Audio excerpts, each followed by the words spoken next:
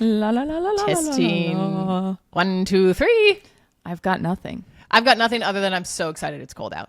Yes. We're both in sweatpants. Sweater weather. Sweater weather. We love it. Boy. Okay. Let's see how that sounded.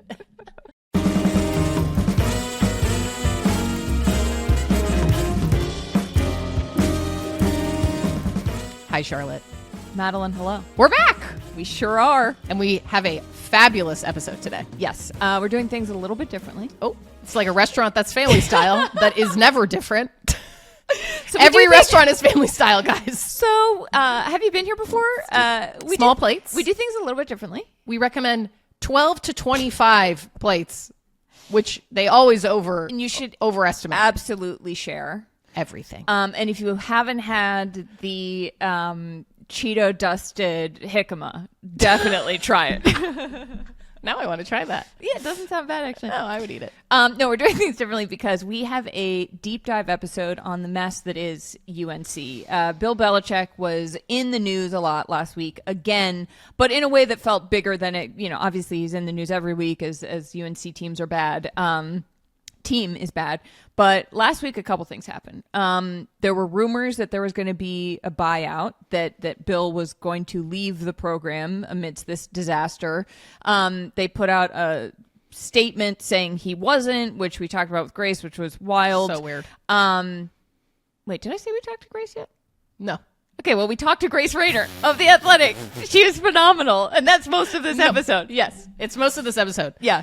One thing we didn't talk about, though, in the episode, well, Grace mentioned it briefly, is something that happened in the Bill Belichick world within this news cycle. Yes. Was the news came out that the Hulu documentary that was supposed to follow Bill Belichick and the UNC football program was canceled.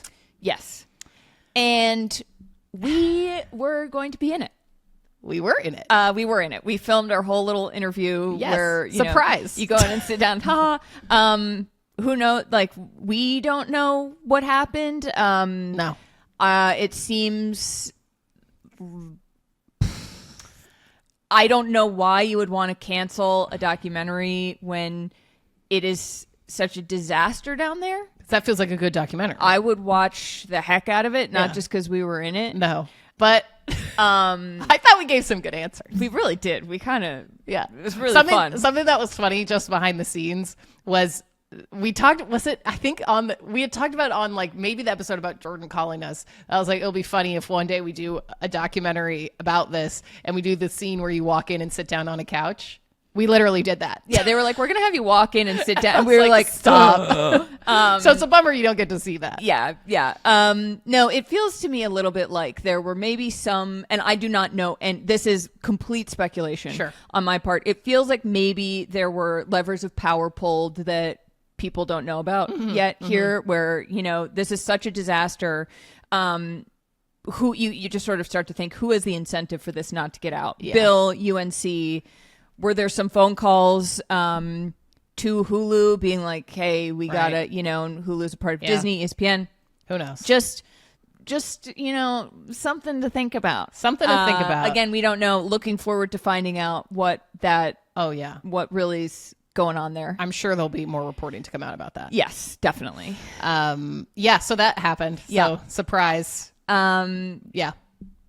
Well, who knows? Maybe someday. The footage. The lost Release footage. the footage. Anyways, but we had a great conversation with Grace about Bill and UNC. But there was one thing that happened over the weekend related to Bill that I was pretty surprised by. Yeah, we got to talk about it. Kirk Herbstreit, who is one of the panelists / hosts of College Game Day, and his lovely dog Peter, for those who... Oh, his name is Peter? I think his name's Peter. Yeah. That's really sweet. Peter. I know. He's a very cute dog. Truly beautiful. Oh, stunning golden retriever. I wonder if they enter him into shows. They should. Not to brag. He's like an elite, like he looks like... Yes. He's crisp, as we said. He's crisp. He's clean, too. You know, I covered the Westminster Dog Show for a few years. What? Yeah, no. A highlight of my career. Wait. I need to do this next year. We need to just find a reason. Yes. We'll find. Well, we don't need a reason. Yeah, we can just It's go. dogs. Yeah, it's dogs. You go it's for a the sport. dogs. It's a competition. Yes. Which is like athletics. I had my first athletic live competition. hit on a network was Stop. yeah. Well, I want to see that. Sort of, yeah. Anyway. Anyways, But so this dog looks like it could be. a show dog. Also, you don't realize how dirty most dogs are until you pat the dogs at Westminster. Oh, I'm sure they're Very clean. well. That's like so.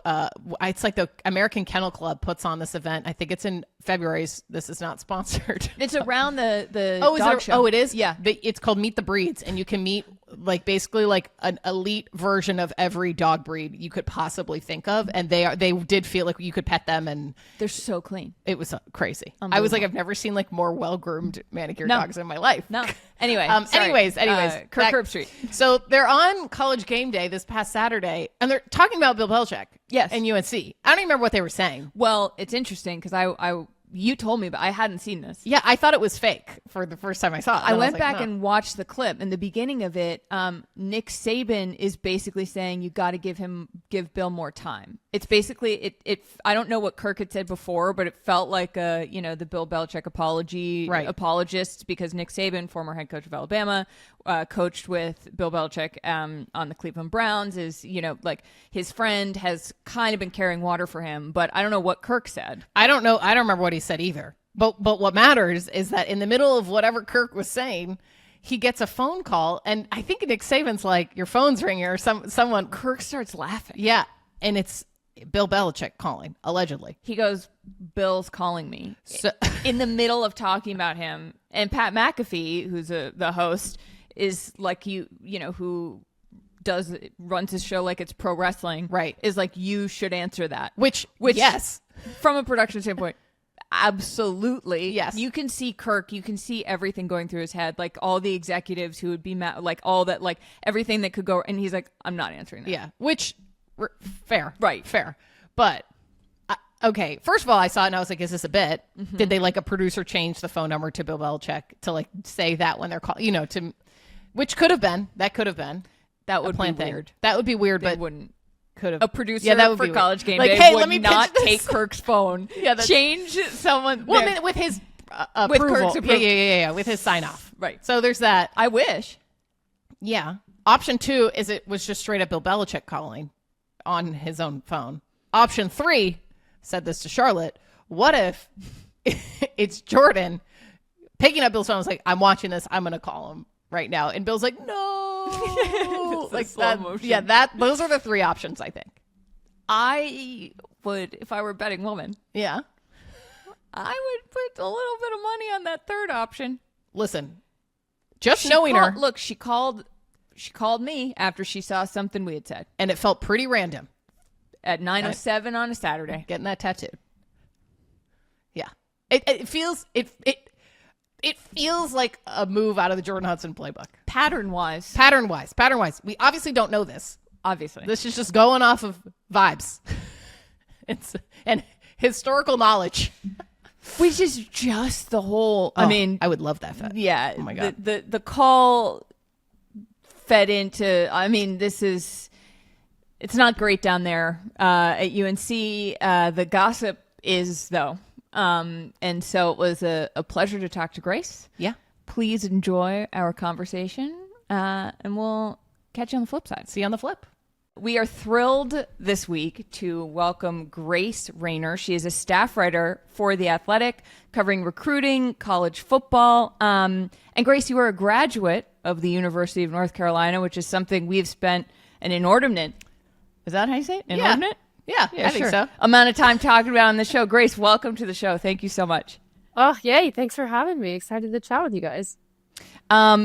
Same, because we usually on Tuesdays we do a like a roundup of news. But it seemed like there was so much that came out last week about Bill Belichick and his future at UNC that we were like, we got to do a deep dive this week, and we got to have you on also for your perspective on being an alum and knowing the place. We had to do it. Yeah. We had no choice. Yeah. Fair. Fair, right. So let's start with, there was this piece that came out in The Athletic that you contributed reporting to last Friday, I believe, that was really great, kind of detailing what's really going on. What kind of prompted that? What was it, the rumors that there could be a buyout? Like, can you take people through how we got to the point where there was this explosive reporting last week from The Athletic? Sure. Yeah, I think it was a combination of a lot of things. We all see these rumors about, is he talking to them about maybe he'll take a buyout? Are they having conversations about, is this tenable anymore? And so his name, they were writing sandwiched between some bye weeks. And then you combine that with the fact of just the disaster that the on-field product had been. I mean, this is a team that's lost 3 games, but I think it's a combined 87 points. And so their scheduling was kind of weird. They had a bye week, then they played Clemson, then they had another bye week. Around that time is when I think the New York Post photos allegedly come out. And, there's just a lot of chatter about him and his future. And obviously we see him this week say, this is categorically false. I'm not leaving, et cetera, et cetera. But it was just, I think, the right time to dive into what actually is happening in North Carolina right now. They obviously put out those statements that were a little odd. It was like an 8-hour situation where it's like a 1-sentence statement from UNC and Belichick. So yeah, it was just the right time to sort of dig into what is happening, what's the status there, and then also just given what was happening on the field. Everyone in America is talking about North Carolina right now. Yeah. For any listeners who may not know about Bill Belichick's hiring process at UNC, can you walk our listeners through how he was hired and the controversies that have since come out about his hiring and the lawsuit? I know there's a lot going on there, but I think it would be helpful for some of our listeners who may not know. Yeah, I think, and I know you guys have touched on this on your show a lot, the UNC Board of Trustees has a huge stain here. I mean, they are responsible for a lot of this mess. Mac Brown gets fired, as we all know, in November, and Bubba Cunningham, UNC's athletic director, who is very well respected in the industry. He was chair of the selection committee for the men's basketball tournament. By and large, just a very respected figure in athletics. Like any athletic director does, starts a coaching search, thinks that he's going to be making a hire. And then we find out later, and we kind of reported this in our story last week, while he's doing his search, the Board of Trustees is kind of behind his back doing their own search. And John Pryor is Not great. Not great, Bob. No. So John Pryor and Jennifer Lloyd essentially... And who are they? They're on the board. Yep. Okay. They're Board of Trustees. They essentially give Belichick this preliminary offer that, by the way, took UNC's athletic department to a financial situation it was not intending to go to. We all know he's being paid double what Mac Brown was being paid. And I think it just kills the whole search at that point. And so, and I think the infamous quote now, I think we've got it in our article, is at the time Belichick was hired, Jennifer Lloyd at his intro press conference, I think she says something like, it would have been very easy for us to go, hire a 40-year-old and, go the traditional route. I think every single North Carolina fan is like, man, so wish you had hired a 40-year-old. Right. It's like, oh, that might have been a great idea. Wasn't it something like hire? It would have been there was something where she was like, would have been an easy, like a hungry 40-year-old or something. Like there was, and it's like, well, I think I had it right here. I think I had it in my notes. She was like, where did she say? It would have been easy, I think, to take a different road and just go for the 40-year-old college coach. Yeah. That maybe would have led to a different outcome. Yeah. Who's to say? Right, college coach. I mean, we will never know exactly where this was headed, but you hear, the reports that come out and you hear the names of Matt Campbell at Iowa State, Munkin at Army, John Summerall at Tulane. I mean, there's a lot of good college coaches out there that North Carolina, I mean, it's not a premier football school by any means, but it was not so desperate of a situation where it had to, had to go off the wheels like it did. So yeah, that I think was a really telling part, and just a really fascinating peek behind the curtain into like UNC's alignment is just totally off. What was the reaction at UNC or from Bubba or from people in the building when the trustees did that. And has that been known for a while, or is there more clarity coming out now? Because I know a former employee has a lawsuit against the school saying that there were not the correct hiring practices. Obviously, a lot of faculty have spoken out being like kind of nuts that you're paying him this much and like you just laid off 20 adjunct professor, or whatever it is. Like there's been a lot, I feel like, come out recently that maybe wasn't public at the time. Yeah, I think now that it has gone, like if Carolina right now is 6-0, I don't think anyone would care, right? Yeah. That's just how it is in college football. So many things just don't really matter to people when you're winning. Now that it is become a situation where it is as bleak as it is, for lack of a better term, more is coming out, and I think people are having more of a reaction.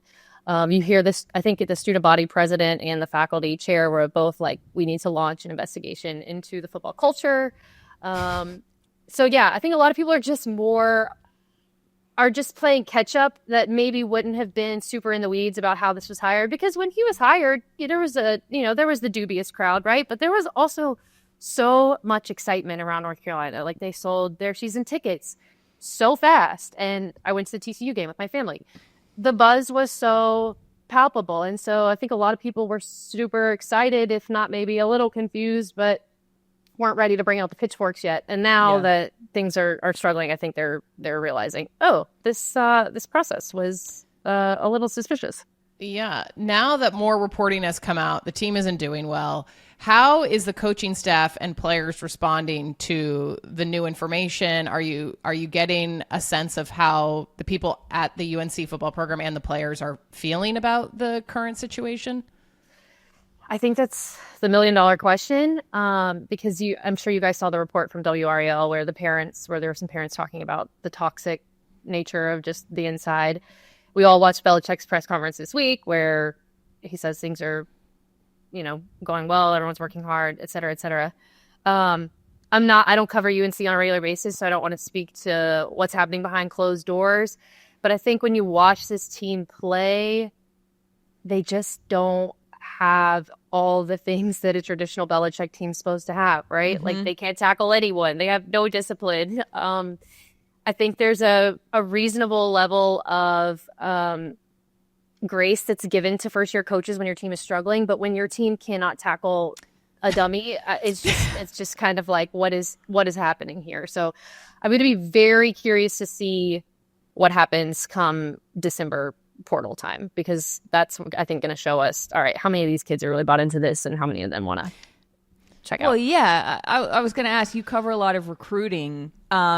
It seems to me, I watched Belichick's press conference and he's sort of droning on, but there were rumors of a buyout. And, as you said, the athletic director and Belichick, it was one of the most bizarre statements I've ever seen, because it was just on Twitter. Where it was wild. It was so weird. Said, it was so wild.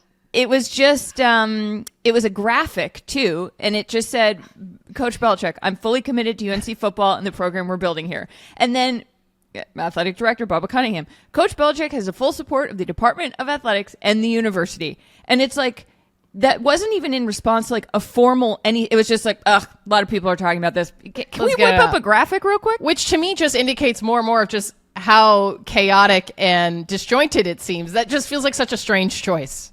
Yes. It felt like the Onion made this graphic. I like to yes, double take. yes. I was like, what is this? Is this a real graphic? Yes. No, it did feel that way. So, with all of this stuff, and obviously there's the Bill Belichick's girlfriend, the Jordon Hudson of it all, like, which we can get to a little bit later. But it seems delusional to me for Belichick to think that guys are going to want to commit to UNC still among this, or do you think that his legend still carries any weight to where people would come in from the transfer portal, or is this like a last ditch, like, I'm not getting offers from anywhere else, so I'll go to UNC? I think there's a little bit of all of that at play. What is so confusing to me about Carolina's recruiting class, because I did a little research on this yesterday, when you look at it on the surface, it's not bad. It's pretty good. They've got 4 top 200 kids. They've got a quarterback from Grayson High School in Georgia, which is an absolute powerhouse just in high school football, who other personnel staffers from other coaching staffs have said really nice things about. They really like this Travis Burgess kid. They've only had one kid decommit during this entire circus, which was stunning to me. I thought, and it was a 3-star. I think he was ranked in the 600s. Now, that doesn't mean that these kids aren't chatting on the side. That's happening everywhere in recruiting. But I think the issue that I at least have the biggest questions about is you look at this class and they've got 36 commits and only 5 of them are from the state of North Carolina. And you talk to high school coaches in North Carolina. There was a prominent high school coach who told us in the spring, yeah, Belichick and his crew came through in, January when they did their tour. And then this was like late May. He's like, it's been radio silent. And it's just a total 180 from Mac Brown, who the first time I met Mac Brown, he asked me where I was from. I was like, a little town, a little bit east of Asheville. I told him I'm from Morganton. And immediately he was like, Freedom High School. That's our local high school. Leon Johnson, who played at Carolina 30 years ago. Wow. And he just had that way of connecting with high school coaches in state who can be some of your best friends when things are tough. Mm-hmm. So that's what I'm curious about with Belichick. I just don't know that he's a huge high school coach relationship guy. But then you look at this class and the average player rating is right on par with Mac's first class. So it doesn't make a lot of sense. Yeah. I think December will offer us some more clarity, but they're doing better than I anticipated, honestly. I don't know. I just paused for a minute thinking about Bill Belichick and everything I know about him and have learned from Charlotte, lifelong Patriots fan about Bill Belichick. That is not surprising that he maybe would not be forming the relationships with high school coaches in the same way that their previous head coach did. How do you think, or at least do you suspect, that sort of leadership is working on the players? Because it feels like, at least from the outside looking in, that there's a disconnect between leadership, his coaching staff, and the players. As we always talk about, the vibes just don't seem great. Do you think that that story you mentioned about the high school coaches, do you think that translates to how he interacts with the players? I just can't imagine Bill Belichick having these personal connections, helping these young kids out, mentoring them. It just doesn't feel that way, at least to me. I'm curious if you feel the same or otherwise. Yeah, I have a hard time envisioning a scenario where a college kid is going to Bill Belichick to confide in him because he needs, a hug or a little Bill's pick me up. Bill's like, I've heard of those. How do you give one? Right. How does that happen? Teach me. Yeah. Interesting. I mean, look, UNC struggled under Mac Brown, but he was so warm and so genuine, and you didn't ever, and even with Larry Fedora, who at times could be a little bit of a meathead, but you never questioned. Larry Fedora. Incredible name. That's a name I haven't heard. Throwback. I once wrote a parody. You did. I remember this. About Larry Fedora, and I can't remember a single thing about it now. Okay, you'll have to find it and show it to me after. Yeah, we'll find it. You got to pull this up. Yeah. Yes. Anyway, so you never questioned their care for the place, the kids. You never questioned are they putting is their kids' best interest top of mind? That's just the whole Patriots debacle, where you're just having these questions where it's do you really have these kids' best interest in mind? And I think that's UNC's fans' frustration, is that it's one thing to be bad on the field, it's another to just it just continue to expand and expand and expand every single week. Something that was so fascinating to me from this story was the role that Bill's right-hand man, Mike Lombardi, the GM or chief of staff or guy tasked with building the roster as if this were an NFL team, even though it's not. The fact that it seems like a lot of people internally are kind of like, a lot of this is Mike's fault. And also, let's not forget, his son is on the payroll, along with Bill's 2 sons. And it seemed like he is saying to recruits, why do you want to play for Bill Belichick, instead of being like, here's why we would like you to join our program and why it would be good for your development, which is sort of an encapsulation of this whole Bill Belichick experiment at UNC. Were you expecting that, or did you have an idea that this is what, was going on behind the scenes?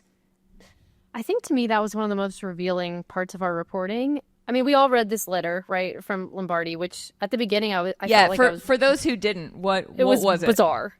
What was this letter? I thought I was reading his the first couple paragraphs felt like a diary, and I was like, I felt like Sarah Jessica Parker. Like, I don't know. Like, I couldn't help but wonder. I was like, what is happening here? Oh my Wait, God. so He's doing when- the artist way. He's doing his morning pages. Yeah, truly. What was this letter for people who might not be familiar? This letter went out to UNC supporters, basically saying like, trust the process, and it's going to take some time. And it cites like past struggles that the program has had, which I think a lot of people were like, well, you were brought in to remedy those. So the letter was super weird. And so you read that and I think you're kind of like, all right, what's happening here with Lombardi? And then we do this reporting for this story. And that was a theme that came up that I thought was really fascinating. Just this sentiment of, is Lombardi the problem? I mean, maybe Bill is not as bad as the public thinks. Is it a Lombardi issue? And so you hear these stories where he's, to your point, Charlotte, talking to these recruits and transfers. And I think someone summed it up and said it's just this level of arrogance where they came in and were like, this is how we do it in the NFL, and not taking into consideration that college football is not just NFL light or minor NFL. It's a completely different job. In a lot of ways, it's a harder job. Their evals, I think, were a little bit off. I think we can all agree on that now. And sure, they didn't have a ton of time. And yes, a lot of the top targets in the portal were already taken care of and headed elsewhere. But yeah, when you talk to a source and you say, hey, we've kind of heard that maybe Bill getting rid of Lombardi would help things. And the source says, yeah, that might give him an effing fighting chance. That was a pretty revealing moment of like, all right, this might be a little bit more nuanced, a little bit more layered than just Bill Belichick is a mess. Yeah. Well, they have this history, and it's very complicated. It's like undoing a decades-long relationship that I would imagine would be very challenging. Speaking of personnel, another person involved in this UNC universe and the Bill Belichick universe is his 24-year-old girlfriend, Jordon Hudson. We saw her on the sidelines at the home opener, but have since seen her on the sidelines since then. She famously was looped into emails. There was reporting from The Athletic that came out many, many months ago about that. She interrupted the CBS Sunday Morning interview. We all have probably heard about that by now. What is the perception at UNC amongst the UNC fan base? Seeing her on the sidelines on more than one occasion during the season, are people okay with it? Do people just think it's kind of silly? What is the general sentiment right now? I think there's a sentiment that it's just the whole spectacle, Jordan included, is just a little embarrassing, if I'm allowed to say that. I mean, absolutely. Yeah. I don't think we would care. It's so bizarre to reconcile because Bill Belichick with the Patriots was like, Mr. We're on to Cincinnati, right? Like there were no distractions. He was the king of managing this team, keeping them so focused. And not only is he not managing distractions at Carolina, he's single-handedly, with the help of Jordan, creating them, which is just such a bizarre thing. Like he went from handling them to now I'm just going to make this mess every single week. And so if UNC was winning, I think there'd be a lot more grace for all of that. I think a lot of fans were really frustrated when they saw the New York Post pictures. And which I think it was Nantucket. Yeah. On the bye week. On the bye week. They went to Nantucket and were parading around, and Jordan was wearing a visor with the name of Bill's boat on it. We said in the show. That was the name of his, yeah, wild. well, an old version because his boat is called, in Roman numerals, 8+1 rings. It used to be called, he's renamed it every time they've won the Super Bowl with the Patriots, which also I will say, as a boater, very bad luck to rename a boat. Truly. Oh, wait. Is that bad vibes? Wait. I didn't know that. Oh, wait. Sorry. Something is occurring to me. Charlotte's having an aha moment. What if the reason that UNC is such a disaster is because Bill Belichick keeps renaming his boat? It is famous. It is literally famously bad luck. Like your ship will sink if you rename it. And the ship is sinking. That's hilarious. I'm just asking questions. I'm just asking the That's questions. so funny. Like, let's get this back. That's wild. Yeah. Oh anyway, God. so we said on the show it was like their Marie Antoinette moment. Let them eat cake while the program is dying, and they're literally in Nantucket, not dying. That's mean. But I mean, it's not doing great. It's on life support. Yeah. I think you could argue. Yeah. Go ahead. No, I mean, it's just bye weeks are tough because a lot of coaches use it to recruit, and I think there's a level of yes, you guys work so hard, like go out to dinner, whatever, take a breath, but Carolina was in such a dark place on the field, and they were about to welcome a Clemson team that had also been struggling, and Clemson's still very much a big brand and would have meant a lot to Carolina to, I don't know, maybe at least be competitive in that game, and then they come out and it's just a disaster from quarter one on. And so you hear about these coaches that, watch 16 hours of film a day, and then you see these photos, and I think that's where UNC fans were like, listen, you can do what you want in your personal life, but like something's not right inside of your building. And now we have these paparazzi photos of you just bouncing. Yeah. Would you say that, let's say UNC's game outcomes were the same this season. They had the same record, they played the same, etc. But there was not this media circus surrounding him and the program happening. Do you think UNC fans would feel differently, or do you think they would still feel the same level of frustration with Bill? Well, UNC football fans are used to suffering. Fair enough. Yeah. It's I will say, it's a self-aware crew. Yeah. This is a team that hasn't won an ACC championship since 1980. And so I think part of it is the public spectacle has obviously made it so much worse, right? I mean, it's gone from bad to horrendous with the publicity of it all. I think the way UNC is losing is also really frustrating. Like, Carolina's never been a team that's been able to field a really solid defense, but Bill was supposed to be the defensive guy. Steve came from University of Washington, where he had experience as a defensive coordinator, and this defense stinks. From the first, it was so wild, the TCU game. I was there with my family. The vibes went from 100 to 0. Yes, fast. Can you please tell us what it was like being there? Oh my also, gosh. like, as a fan and with your family. Yes, so I just went. So I had worked that Saturday. They played on a Monday. We don't live far from Chapel Hill. My husband and I met my mom and dad there. We were like, this will be, an outing that we'll have on Labor Day night. And we were curious, right? Just like everyone else. I mean, season tickets sold out so fast. Yeah. It was kind of just this, like, if this is it, if this is going to turn UNC's fortune, like, I kind of want to see the beginning. And so we go, and the vibes on campus are unlike anything I've ever seen for a football game. Like, you've got beers being handed out. You've got this free concert series with, I think it was Chase Rice at the time. Franklin Street is absolutely bumping. I like run into one of my friends, and he's like, yeah, everyone on Twitter is saying Michael Jordan and Lawrence Taylor are just like hanging out on Franklin Street. Michael Jordan's in a booth with Roy Williams. Mia Hamm is there. I mean, it's just like, it feels kind of like, all the UNC royalty is here. And then the first drive happens, and things are awesome. I look at my husband and I'm like, I'm never going to say a bad word about Bill Belichick ever again. Like, this You're is... like, I apologize for everything I've ever said. Like, I'm sorry to Jordan. I'm sorry to Bill. I'm sorry to CBS. All of you jokers. Like, UNC is going to be so good. And then, like, within 10 minutes, it was just like, I was totally eating crow. We left in the third quarter. Just an absolute, I think that, I'm sure you guys saw it, the UNC student that went viral, where they were like, how are you feeling? And she was like, this is the saddest moment I've ever had here, and I failed midterms. Yeah. No, I didn't see that. I did see that. It was And like an it was interview. tough. Yeah. Yeah, it was, I mean, now, like, I do think UNC fans are entering their era of dark humor a little bit, just because there's just no coming back from this right now, it feels like. But yeah, just like a total whiplash, where it went from like, this is the best day ever, to, oh my gosh, this team is worse than last year's, and everyone in America is laughing at the Tar Heels right now.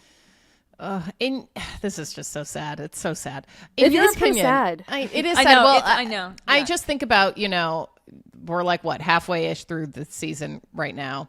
Is there any way to repair the damage that has been done? Or do you think we just ride it out the rest of the season and reevaluate when the season's over?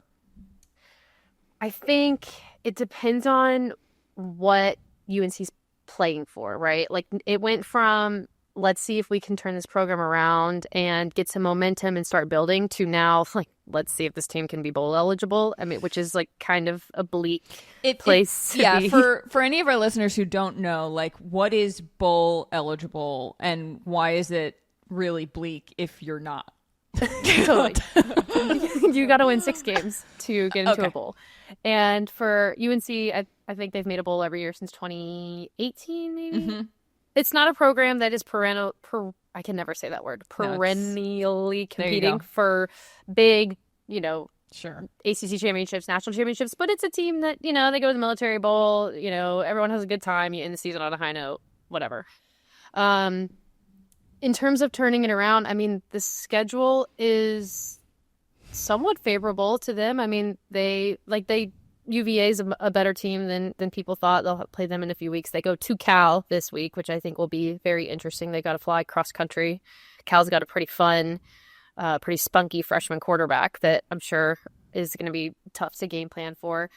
But there's winnable games on this schedule. I think it's just a matter of what are our expectations now, and what do we need to recalibrate those from when 7 months ago we had a 6-time Super Bowl winner coming through the door and thinking UNC is going to win the 8-9 games.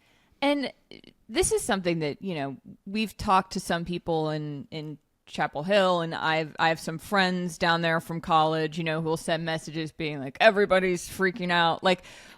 But as you understand this place so well, what is the culture? It seems like it's a pretty staid, don't make a mess place. And this, is there any aspect of this that is just so totally not UNC? I mean, it almost feels like Bizarro Land UNC to me, but I've never been there. I'm not from there. From someone who knows, is this just kind of the opposite of the UNC way? Yeah, I mean, I think it's just, I was at Carolina during the scandal, and so the academic scandal. So UNC's had its stains, but it feels so publicly messy, and it just feels like Carolina has just aired all of our dirty laundry out for the whole world, and there's just so many layers to it, right? It's not just Belichick, it's not just Jordon, it's not just Lombardi, it's the board of trustees, which I think a lot of people are wondering, what, even if Belichick were to leave, who would want to come to a place that is in such public disarray? And so, yeah, I think it's a place that has a lot of pride, and again, very self-aware group of people who understand this has traditionally been a basketball school, but it's a group that's just starving for football success based on how quickly they ate up all those season tickets.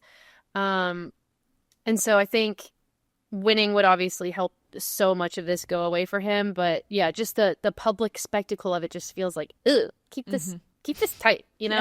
I don't want to know all these things about you. No, it's too much information at once. It is. You know that the New York Times opinion piece from a few years ago where it was we all know too much about each other? I feel it's this way. Yes. That's the headline. That's UNC. That's UNC. It's ooh, we should know this much. Yes. I'm all for people feeling like they can, communicate in an open and safe environment. But I'm I kind of want to know less about Jordan, Bill, the whole crew. It's too much. Well, we have taken up so much of your time, and this has been so fabulous. We always end our show with one question we ask our guests. And it is, what is the best sports gossip story of all time that you can't stop thinking about, or that it pops in your mind from time to time? It could be any sport, on or off the field. But we always ask our guests this question. So we were curious for you. That's is that great story? Question. Well, I cover college football, so I think the Bobby Petrino, Arkansas motorcycle. What? For those who don't... Please, I don't know what this is. Oh, you don't? No. Yeah, Grace, tell it away. us. Oh my gosh. Okay, so what was it, Charlotte? 2012? I think so. Bobby Petrino was fired from Arkansas after he was in a motorcycle crash, and it came out that he was lying to the university because he told people he was alone on this motorcycle, and he was with a woman who he had hired, he was having an inappropriate relationship with, and he calls this press conference, and he's like, oh, it's really... I feel so bad. He's in the neck brace. He's got he's oh, so he was really injured in this accident. On his face. Yeah. I feel bad. We don't want to wish harm on anyone. No. But it's just I think it's the greatest college football meme of all time, where he's just sitting in this neck brace with all these marks on his face. And now he's back in the news again because he's Arkansas's interim coach right now because they fired their head coach. They just brought him back around. He's back. Yeah. He was the offensive coordinator, and he got promoted to interim, and they're going to consider him in this in this search. What? If that is not the most representative, like, men in sports, like, you can become the college football meme. Right. Literally. For something that at the time was really not great. Right. And then you might be the head coach again. Never give up on your dreams, folks. Yeah. Never ever give up on your dreams. You're so right, Charlotte. It's just like college football is so ridiculous, and it's just like the perfect college football gossip story where it's like, of course this is the upside down, and this meme is potentially going to be in the running for their coach to be their head coach again. That is incredible. I do have one question about it though. Why did they make him do the press conference right after he got out of? I'm assuming I think it was his hospital? idea. I think It was his idea. I think Because I'm like, he could have waited a little while while he healed up or released a written statement. You know, there are a lot of alternative PR solutions here. Yes, I agree. I need to go back and read all of it, but I'm pretty sure the press conference was like hey, maybe we don't do this. Yeah. Okay. And then the bosses started asking him, were you alone? He says yes. You were definitely alone. He says yes. He was most certainly not alone. Oh my God. Wow. So, yeah. I can't believe I didn't know about this story. Oh, yeah. Okay, I'm going to have to look this up. Oh my God. I'll show you. Excellent story. Yeah. It's really good. It's wild. Yeah. What's your guys' favorite? Oh, man. Honestly, I think the one that I always go back to is Larsa Pippen, Scottie Pippen's ex-wife dating Michael Jordan's son, Marcus. And for people who don't know, Scottie Pippen and Michael Jordan played on the Chicago Bulls together. So I always go back to that one. I'm sure I have so many, but one that I really, for some reason, can't stop thinking about was, and I don't even follow Premier League, but in 2018 or 2019, when Wayne Rooney's wife, Colleen Rooney, for 2 years, someone was leaking stories to the tabloids. And so she made her Instagram private. She had close friends, and she only allowed one person to see her story, which was Rebecca Vardy, who was the wife of Jamie Vardy, another player. And because she suspected Rebecca was the one leaking stuff. So for 2 years, she only had one person able to see her close friend's story and posted things that weren't necessarily true to see if they would end up in the tabloids, and they would. And then one day she just tweets out, about how she's doing this, and she says it's ... more ellipses than you've ever seen in your life. Yes. It's the suspense. Rebecca Vardy's account. Dun, dun, dun, and I was like, oh my God, this woman for 2 years. That is some 40 and then later there was I think it was a libel case in the UK or defamation case that Rebecca Vardy sued Colleen Rooney. Colleen won. Basically, the ex-friend was like, you ruined my reputation, blah blah blah blah. And it's like, well, you leak stories to the press. Yeah, I don't know what to tell you. Yeah, that's a really that's a good one. That's a good one. Yeah, that is. Social media has created so many amazing pieces of sports gossip. I know. It's so true. I know. We really scrape Instagram. People will be like, where do you find your stories? We're like, I don't know, the internet. That's like the half World of Wide how Web. I know things about Jordan. I don't. Yes. I don't get stuff. It's all on social media where I see these videos of her. Grace, we've said, I don't think we would be talking about Jordan maybe even at all if she hadn't used her Instagram with over 100,000 followers so much. Yeah. That's totally That's fair. where we know most of what we've said. It's true.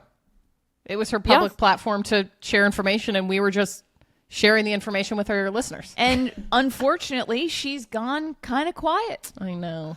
I know. I miss her. I'm I kind of miss her. I thought I was so, I don't know. I mean, on the one hand, I'm like, okay, maybe good. UNC's keeping us a little quiet. But I'm like, oh, I don't know. It's kind of juicy. Taylor Swift just put out a new album. There's a lot of material. Yes. Okay. Oh, yes. Can I say what I said to you? Say.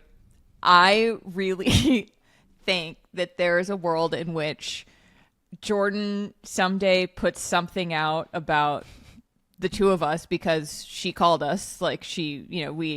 We're as far as we know, the only people in media she's talked to. She puts out something having to do with us with the Taylor Swift song Actually Romantic. Which is about reportedly about Charlie XCX, and the lyrics are basically it's so cute how you're obsessed with me. I really think Honestly, I'd be like, yeah, Jordon fair. is gonna put out something. Yeah. That with is so Yeah. funny. Yeah. I've seen the Look What You Made Me Do ones a few times. yeah. Vigilante. I'll give her credit. She knows her Taylor Swift catalog. She picks her lyrics well. I will She give her a does. lot of credit for She that. does. But Wearing that the is so snakeskin funny. pants. Yeah. Actually romantic. That's hilarious. I'm waiting. We're waiting for it, and we're hoping for it. Yeah. Yeah. That would be awesome. But you guys should get some like song producer credits on that. We'll call Taylor up. We'll call Taylor up. Get Be those like, credits. Look, can we have the masters? Taylor, for if you're this one? listening. Yeah. Yeah. Be like, not to brag, I was like the real life inspiration for this. Yeah, not to brag, but right. Thank you so much, Grace. It's such a pleasure to have you on. We'll definitely have you back. And in the meantime, keep us posted on those Chapel Hill vibes. For sure. Yeah, we need to get y'all down there at some point. I'll Yes. take you around and show you all the spots. Maybe Yes. We'd maybe love get some that. beers that he's not instead of go to the stadium. Oh, I Perfect. love it. Sounds great. Thank you, Grace. Thanks for having me, guys. All right. Oh, what a fabulous conversation with Grace. I feel like I learned so much about UNC. Her own fandom, her family going to the TCU game was amazing, but it just made me be like, I need to go to Chapel Hill now. I fear. know. I feel like we would have already if Jordon hadn't called us. True. That's true. Because I think after she called us, and it was right before the season kicked off. Yeah. We were kind of like, okay, well, we were actually planning which game we were going to go to. Yeah. And then it felt a little bit like, what's the point? Which Right. I don't know why, because there would be a point, like we should go probably. Right. But it was like, well, we got about as close as you can get. Yeah, that's true. That's true. However, we've talked about it enough. We probably have to go see what's going I on. know. We may have to. Yeah. Grace will take you up on that. Grace will come hang with your family. Yeah. Right. Grace, She mentioned her family. thank you for the invitation to hang out with your family that Madeline just bestowed upon us. We will come. I hang just out. invited us. Thank you so much, Grace, for coming on the show. We really had a great time. And thank you to our listeners for listening to this lovely episode. As always, please rate and review and like and subscribe. It makes a huge difference. You can follow us on Instagram at Sports Gossip and on TikTok at Sports Gossip Show. Yeah. I think that's all I got. Same. All right. Okay. All right. Okay. Okay. Bye.